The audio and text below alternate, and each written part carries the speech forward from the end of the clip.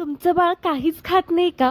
तर ही खिचडी नक्की ट्राय करा. 100% तुमचं बाळ आवडीने ही खिचडी खाईल. त्याचबरोबरचे खूप सारे फायदे आहे व्हिडिओमध्ये सांगणार आहे, शेवटपर्यंत नक्की पहा. सगळ्यात अगोदर इथे मी कुकर घेतले, त्यामध्ये घी टाकून घेतला आहे आणि थोडीशी जिरी मोहरी टाकून घेतली आहे. त्याचबरोबर कांदा देखील टाकून घेतला आहे. कांदा टाकायचा बरं जरूर. 7 महिन्याचं बाळ असेल तर कांदा नका टाकू. 8 महिन्याच्या पुढील बाळ असेल तर कांदा वगैरे टाकू शकता तुम्ही. कांदा टोमॅटो छान आपल्याला फ्राय करून घ्यायचा आहे. इथे एक छान वेगळीच चव येते. आणि 1 वर्षाचं बाळ असेल तर मीठ जरूर टाका. याच्यामध्ये आयर्नचा चांगला स्रोत आहे. हिमोग्लोबिन वाढण्यास मदत होते. कॅल्शियम आणि फोलेटमुळे हाडे मजबूत होतात. इथे मी पालक टाकून घेतलाय आणि पालक पण आपल्याला छान असा फ्राय करून घ्यायचा आहे.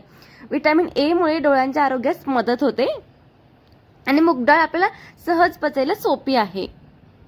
आणि बघा छान असं कच्चा वास जाऊ त्याचा पालकाचा. आणि नंतर आपल्याला तांदूळ आणि हळद टाकून घ्यायचे. हे पण आपल्याला हे करून घ्यायचं आहे, फ्राय करून घ्यायचं आहे एखादं मिनिटभर. तांदूळ सहज पचायला सोपा आहे, बाळाला ऊर्जा देतो. खिचडी मऊ आणि सहज घरी आपण छान अशी बनवू शकतो. छान मस्त इथं फ्राय करून घ्यायचं आहे. हे वजन वाढीस मदत करतं. आयर्नमुळे रक्ताची कमतरता टाळण्यास मदत होते. हाडं आणि स्नायू मजबूत होतात. पचन सुधारते आणि त्याचबरोबर मेंदूच्या विकासासाठी पण उपयुक्त आहे. त्याचबरोबर इथे मी थोडं जास्त पाणी टाकून घेतलं आहे आणि 3 ते 4 शिट्या मी इथे काढून घेतल्यात.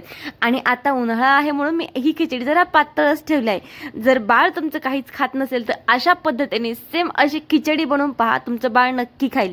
आणि इथं आपण याला थोडीशी स्मॅश करून घ्या.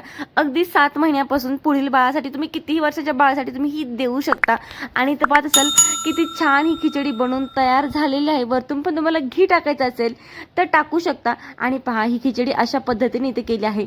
बाळ तुम्हाला जर लिक्विड नको वाटत असेल तर तुम्ही पाणी अजून आटवू शकता. पण माझ्या बाळाला सध्या मी अशीच खिचडी देते, त्याला फार आवडते. काहीच खात नसेल तुमचं बाळ नक्की ट्राय करा. 100% तुमचं बाळ हे आवडीने खाईल. आणि आपली खिचडी इथे ही बनवून तयार झालेली आहे. वरतून घी टाकायचं असेल टाकू शकता. याने वेगळं न्यूट्रिशन मिळतं बाळाला घीने देखील.